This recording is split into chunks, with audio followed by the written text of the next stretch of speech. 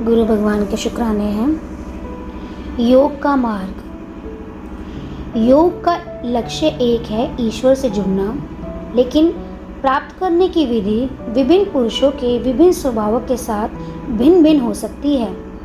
ईश्वर से जुड़ने के लिए ऐसे कई योग या विधियाँ हैं, लेकिन उनमें से प्रमुख है कर्मयोग, भक्ति योग, राजयोग और ज्ञान योग। पहला है कर्मयोग। यह वह तरीका है जिससे मनुष्य कर्म और कर्तव्य के माध्यम से अपनी दिव्यता का अनुभव करता है।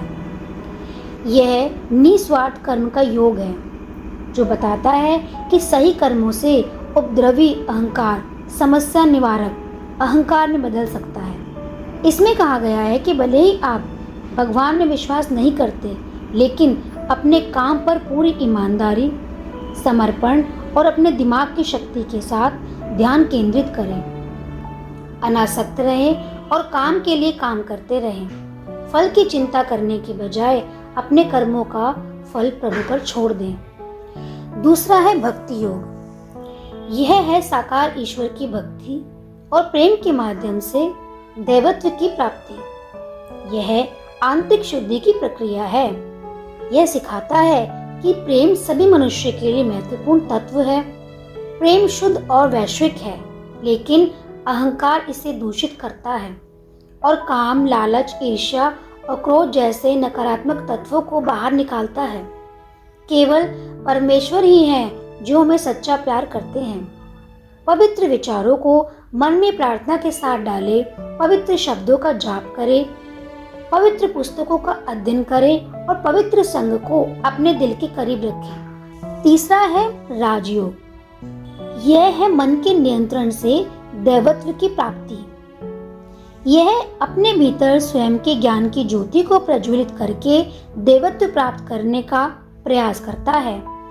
अधिकांश साधकों के पास इस मार्ग का अनुसरण करने के लिए उस बलिदान के लिए धैर्य और दृढ़ता नहीं होती है जिसकी उसे आवश्यकता होती है।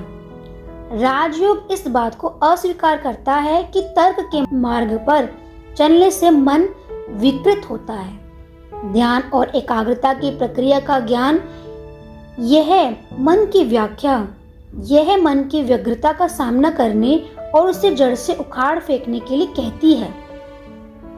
चौथा है ज्ञान योग। यह है ज्ञान के माध्यम से मनुष्य की दिव्यता का बोध। यह ज्ञान का मार्ग है। ज्ञान के प्रकाश से अज्ञान रूपी अंधकार को मिटाकर वे मन की सारी अशुद्धियों को जलाकर अग्नि और प्रकाश को जीवंत कर देता है। मन सांसारिक सुखों के मोह को जब तक नहीं छोड़ता तब तक कि उसने कुछ बड़ा और उच्चतर स्वाद नहीं लिया हो। ज्ञान योग के अनुसार आत्मज्ञान ही सच्ची मुक्ति है। इसमें ध्यान के माध्यम से अपने विचारों को देखते हुए, थॉटलेस होते हुए ज्ञान में मन को लगा सकते हैं। यह प्रक्रिया विचारों से डिटैच करने की है। गुरु भगवान के शुक्राने हैं।